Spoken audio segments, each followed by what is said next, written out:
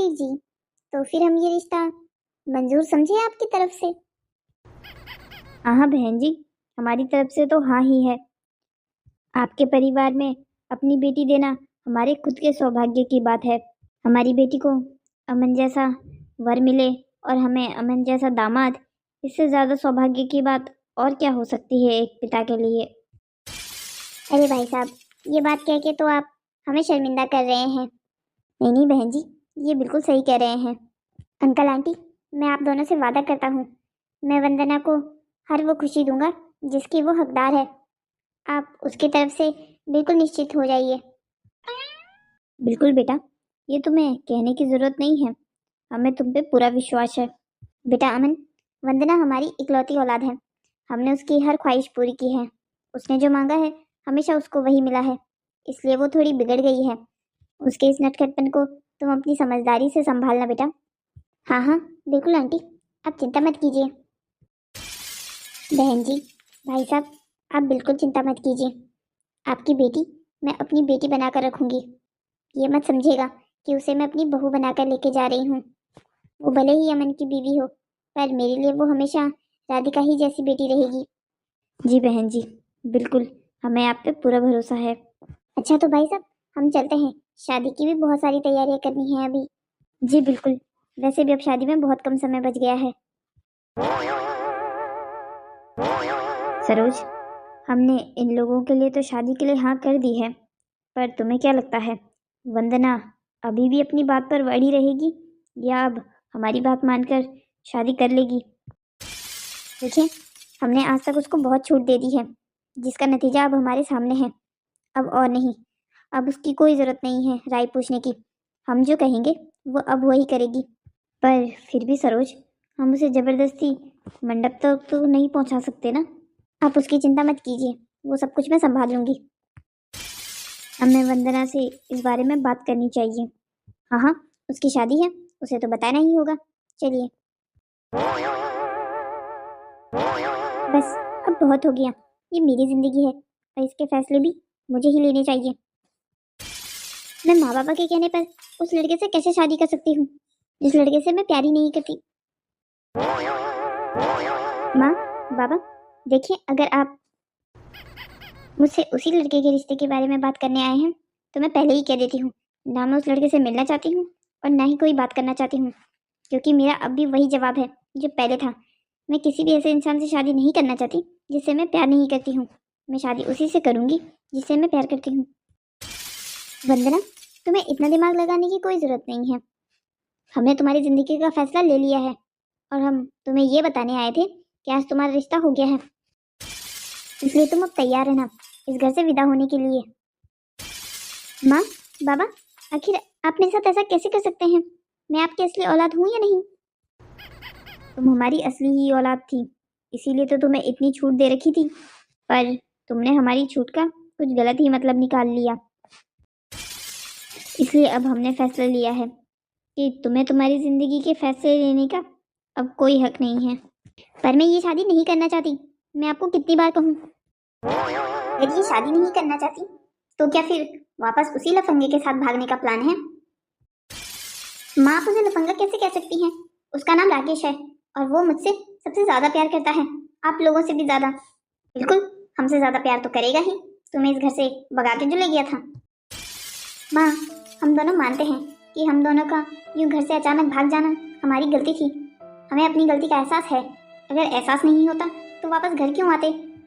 देखिए, हम दोनों चाहते हैं कि हम दोनों की शादी आप लोगों के आशीर्वाद से हो। वंदना, आखिर तुम झूठ किससे बोल रही हो बेटा? तुम भी जानती हो और हम भी कि तुम लोग वापस क्यों आए थे। तुम लोग हमारे आशीर्वाद के लिए वापस नहीं आए थे। तुम लोग माँ बाप के पैसे के बिना सिर्फ 15 दिन गुजार पाए थे बाहर, इसीलिए तुम लोग वापस आए थे। बाबा, ये सच्चाई नहीं है। बेटा वंदना, हमने तुम्हें पैदा किया है, तुमने हमें नहीं, इसलिए हमसे तो झूठ बोलने की कोशिश करना भी मत। जितना झूठ बोलना था तुमने आज तक बोल दिया। अब बस, अब तुम वहीं शादी करोगी जहाँ हमने कह दिया है। हाँ, बिल्कुल तुम्हारी माँ सही कह रही है, अब तुम वहीं शादी करोगी जहाँ हम तुम्हारी शादी करवाएंगे। देखो, अमन का परिवार बहुत अच्छा है, छोटा परिवार है, सुखी परिवार है, तुम्हारी सिर्फ एक सास है। एक नंद है, वो भी शहर से बाहर रहती है, कभी कभी आएगी। देखो वंदना, अगर तुम ये चाहती हो कि मैं और तुम्हारे बाबा तुम्हारी पिछली गलतियों को माफ कर दें, तो बस इतना एहसान कर दो हम पर, ये शादी चुपचाप कर लो और अपना सुखी जीवन बिताओ। अगर तुम्हें हमारी थोड़ी भी परवाह है तो तुम इस शादी से मना नहीं करोगी।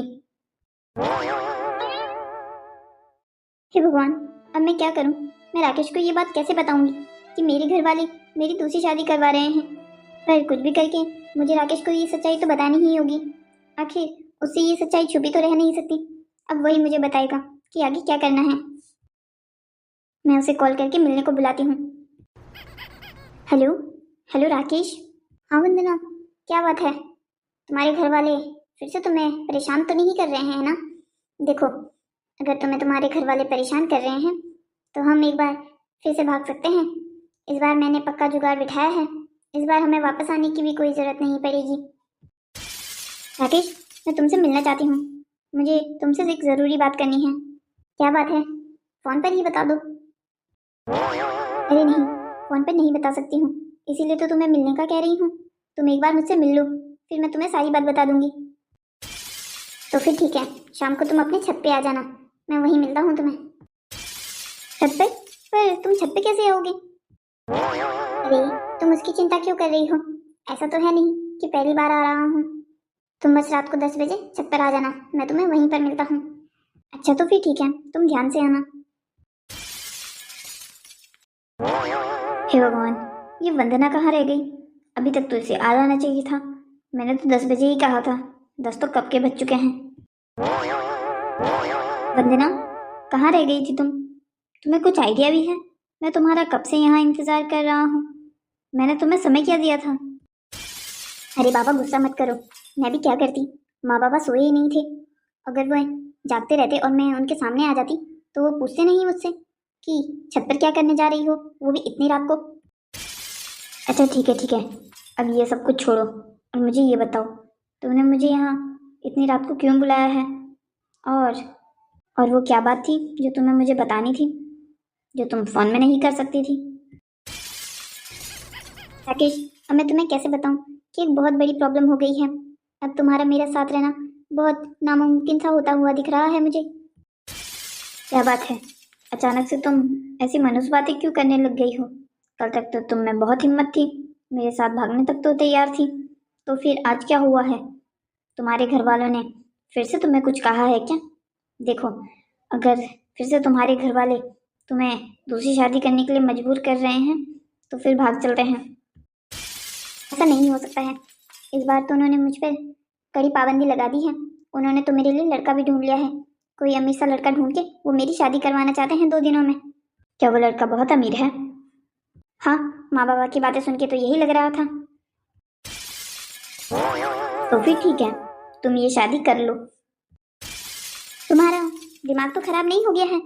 तुमने सुना भी मैंने क्या कहा है? माँ बाबा मेरी शादी की बात कर रहे हैं। हाँ हाँ बाबा, मैंने सुना भी और तुम्हें जवाब भी दे दिया है कि तुम ये शादी कर लो।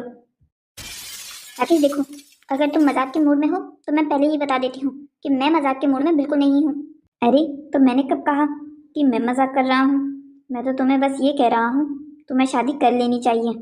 अच्छा, मुझे शादी कर लेनी चाहिए? तो फिर ठीक है, मैं शादी कर लेती हूँ, फिर दोबारा कभी नहीं देख पाओगे तुम मुझे। अरे बाबा, मैंने ये थोड़ी कहा है कि तुम्हें मुझसे अलग होना पड़ेगा अपनी शादी करने के लिए। देखो, तुम सिर्फ शादी कर लो, उसके बाद हमने क्या करना है वो हम डिसाइड कर लेंगे। आखिर तुम कहना क्या चाहते हो और तुम्हारे दिमाग में खिचड़ी क्या पक रही है? मैं जानती हूँ तुम्हारी इस स्माइल को, जब भी तुम ये वाली स्माइल देते हो ना, तब मैं समझ जाती हूँ कि तुम्हारे दिमाग में पक्का कोई खुरापात चल रही है। अब तुम मुझे साफ साफ बताओ कि मुझे क्या करना है। तुम बस कल शादी कर लो, आगे का प्लान मैं तुम्हें बाद में मिलके बताता हूँ। अच्छा तो फिर ठीक है, मैं शादी कर लेती हूँ। बेटा वंदना, स्वागत है तुम्हारा नए परिवार में। अब तुम्हारा यही परिवार है। मैं जानती हूँ ये शादी बहुत जल्दीबाजी में हुई, एक लड़की के हजार अरमान होते हैं अपनी शादी को लेकर, पर हम भी क्या करते, तुम्हारे माँ बाप की ही ये इच्छा थी कि तुम्हारी शादी बहुत सादगी से हो। उन्होंने तो अपनी तरफ से कोई मेहमान भी नहीं बुलाए थे, कह रहे थे कि तुम्हारी दादी की ये इच्छा थी कि तुम्हारी शादी सादगी से हो। मुझे तो कुछ समझ में नहीं आया, पर अब बुजुर्गों की बातें हैं, माननी तो पड़ती ही है। जी माँ जी, मेरी दादी ने इच्छा की थी कि मेरी शादी बहुत सादगी से हो, ना ही हम किसी को बुलाएं और ना ही बेकार का तामझाम हो। अमन मेरा इकलौता बेटा है, मैं इसकी शादी बहुत धूमधाम से कराना चाहती थी। मैंने तो अपनी राधिका की शादी भी बहुत धूमधाम से करवाई थी, पर तब तो इसके बाबा थे। इसके बाबा के जाने के बाद यही मेरा एक सहारा है। और बेटा अब तुम हमारी जिंदगी में आई हो। अब हमारा परिवार पूरा हो चुका है। अरे माँ, आप भी क्या बातें लेकर बैठ गई। छोड़िए ना ये सारी बातें, अब तो हमें खुश हो जाना चाहिए। अब हम 2 से 3 जो हो गए हैं। हाँ हाँ बेटा अमन, मैं तो बहुत ही खुश हूँ। मेरे बहुत अरमान थे कि तेरी बीवी को देखूं। तेरे पैदा होने पर ही मैंने तेरी शादी के अरमान सजा लिए थे। हाँ हाँ माँ, जानता हूँ। ये बात आप मुझे पहले भी 1000 बार बता चुकी हैं। माँ, अब मैं बहुत थक गया हूँ, मैं क्या आराम करने जा सकता हूँ?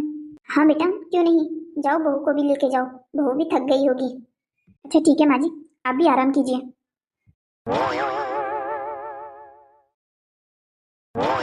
वंदना, तुम्हें इस घर में कैसा लग रहा है? तुम्हें ये घर अच्छा लगा ना? देखो, तुम्हें शर्माने की ज़रूरत नहीं है। तुम्हें अगर किसी की भी चीज़ की ज़रूरत हो तो तुम मुझे बता सकती हो। अरे नहीं नहीं, मुझे किसी भी चीज़ की ज़रूरत नहीं है। और रही आपके घर की बात, तो ये तो बहुत सुंदर है, महलों से भी ज़्यादा सुंदर। आज तक तो सिर्फ ये मकान था, अब इस मकान को घर बनाने की जिम्मेदारी तुम्हारी है। आप बिल्कुल चिंता मत कीजिए। आपने जैसा कहा कि इस मकान को घर बनाने की जिम्मेदारी मेरी है, तो मैं अपनी ये जिम्मेदारी बहुत अच्छे से निभाना जानती हूँ। आप बिल्कुल निश्चित हो जाइए। वंदना, मैंने कुछ पिछले जन्म में अच्छे ही कर्म किए होंगे, जो तुम जैसी अच्छी बीवी मेरी किस्मत में लिखी है भगवान ने। अरे नहीं नहीं, ये आप क्या कह रहे हैं? अच्छे कर्म तो मैंने किए होंगे, मेरे 16 सोमवार के व्रत का फल है आप। क्या सच्ची में तुम भी ऐसा सोचती हो? हाँ हाँ बिल्कुल, इतना समझदार, इतना सुलझा हुआ इंसान आजकल मिलना कहाँ पॉसिबल है। मुझे तो एक ही इंसान में ये सारे गुण मिल गए। बिल्कुल वंदना, तुम भी बिल्कुल ऐसी ही हो जैसा तुम मुझे समझती हो। अरे बस भी कीजिए, आप तो मेरी बेवजह की तारीफ कर रहे हैं। अच्छा वंदना, तुम बुरा तो नहीं मानोगी अगर मैं आज जल्दी सो जाऊं तो? वो क्या है ना, शादी के कामों में इतने दिनों से व्यस्त था, तो फिर नींद लेने का अच्छे से समय ही नहीं मिला। आज तो बहुत ज़्यादा नींद आ रही है, तो क्या मैं सो जाऊं? अगर तुम्हें भी आराम करना है तो तुम भी चलकर सो लो। हाँ बिल्कुल, नींद तो मुझे भी बहुत ज़्यादा आ रही है, पर वो क्या है ना, मुझे सोने से पहले दूध पीने की आदत है। तो एक काम करती हूँ, मैं अपने लिए, आपके लिए और माँ जी के लिए गुनगुना दूध कर लेती हूँ, उसे पी के बहुत अच्छी नींद आती है। अच्छा, तो फिर ठीक है, तुम मम्मी को दूध लेके आओ, बाद में मेरे लिए और अपने लिए भी कमरे में लेके आ जाना। मैं जा रहा हूँ सोने। अच्छा ठीक है, आप जाइए, मैं अभी दूध लेकर आती हूँ। चलो, ये तो बढ़िया काम कर दिया है मैंने, दूध के कप तो तैयार कर लिए हैं। बस अब ये लोग एक बार दूध पी लें तो आराम की और चैन की नींद सोने लग जाएंगे। अरे वंदना, बेटा तुम, क्या बात है, तुम सोई नहीं अभी तक? आराम कर लेती। और ये कप में क्या लेके आई हो?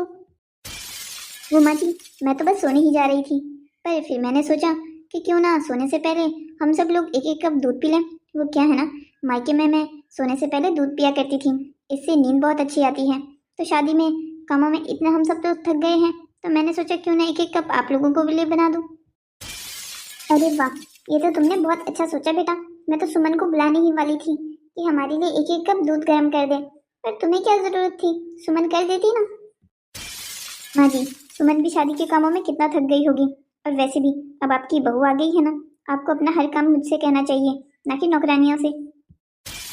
हे राम, मेरी समझदार बहू कितना सोचती है हमारे बारे में। बेटा, कुछ अच्छे ही कर्म किए होंगे मैंने पिछले जन्म में, जो तुझ जैसी बहू मेरे बेटे को मिली है। माँ जी, आप ये कहकर मुझे शर्मिंदा कर रही हैं, ये तो एक बहू का धर्म है। अरे बेटा, ये तो तुझ जैसी समझदार लड़की समझती है, वरना आजकल के ज़माने में लड़कियाँ कैसी होती हैं ये तू भी अच्छे से जानती है, और मैं भी। माँ जी छोड़िए ना, दूसरों की बुराई करने से हमें क्या मिलेगा। आप तो ये लीजिए, दूध पीजिए, और हाँ, आराम से सो जाइए। सुबह भी जल्दी उठने की कोई ज़रूरत नहीं है आपको, घर का सारा काम मैं कर लूँगी, और नाश्ता भी बना लूँगी। जब नाश्ता बन जाएगा तो मैं खुद आपको उठाने आऊँगी। ठीक है बबू, जैसा तू कहे। जा, तू अपने लिए और अमन के लिए दूध लेके जा, मैं अपना दूध पी लूँगी। अच्छा माँ जी, ठीक है, ध्यान से दूध पी लीजिएगा, गर्म है।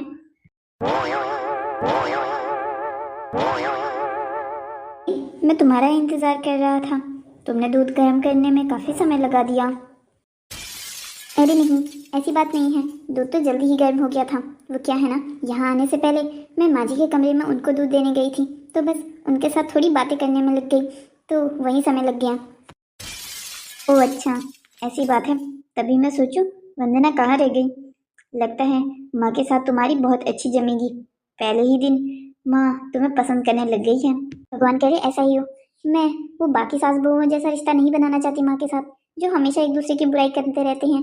मैं माँ जी के साथ वैसा ही रिश्ता बनाना चाहती हूँ जैसा मेरी अपनी माँ के साथ है। वाह, ये तो बहुत अच्छी सोच है। चलो अब आराम करते हैं, मैं बहुत थक गया हूँ। आराम तब कीजिएगा, पहले ये दूध पी लीजिए। हाँ हाँ, तुम भी पी लो, मैं भी पी लेता हूँ। चलो, दूध तो मैंने पी लिया, अब मैं आराम कर लेता हूँ। आप सो जाइए, मैं ये प्लेट किचन में रख के आती हूँ। चलो, सबसे मेन काम तो हो गया। सबको ये नींद वाली गोली वाला दूध तो मैंने पिला लिया है। अब 15-20 मिनट यहीं रुक जाती हूँ, उसके बाद ही निकलूंगी। एक बार राकेश को कॉल कर देती हूँ, वो कहाँ तक पहुँचा है। हेलो राकेश, तुम कहाँ तक पहुँचे हो? मैंने घर वालों को दूध पिला दिया है, अभी तक तो वो गहरी नींद में भी चले गए होंगे। अरे वाह, तुमने ये काम इतने जल्दी कर दिया। चलो मैं पहुँचने ही वाला हूँ, तब तक तुम सारा सामान लपेटो और एक बैग में भर लो। देखो, अपने कपड़े डालने की ज़्यादा ज़रूरत नहीं है, जितना भी घर में कीमती सामान है वो ज़्यादा डालना। कपड़े तो हम नए खरीद लेंगे बाहर से। हाँ हाँ, तुम उसकी चिंता मत करो, घर में जितना भी सोना चांदी है मैं वो सब कुछ डाल लूँगी। बहुत अच्छी बात है, बस 10 मिनट में मैं तुम्हारे घर के बाहर हूँगा, तो मुझे वहीं मिलना। अच्छा ठीक है, मैं मिलती हूँ तुम्हें। ये शादी करके यहाँ से सोना चांदी भागने का आइडिया तो बहुत ही अच्छा था। अगर मैं और राकेश इस बार भी खाली हाथ घर से भागते ना, तो फिर इस बार भी 15 दिनों के अंदर हमें वापस अपने माँ बाप के घर जाना पड़ता। पर नहीं, इस बार हमारे पास इतना पैसा है कि हम जिंदगी भर आराम से रह सकते हैं। लगता है राकेश आ गया, मुझे अब बाहर जाना चाहिए। देखो ना वंदना, क्या कहती हो, कैसा लगा मेरा आइडिया? तुम्हें तो मेरे आइडिया पर विश्वास ही नहीं था कि हम ये सब कुछ कर भी पाएंगे। क्या कहने हैं राकेश तुम्हारे, ये आइडिया तो बिल्कुल एकदम धांसू था।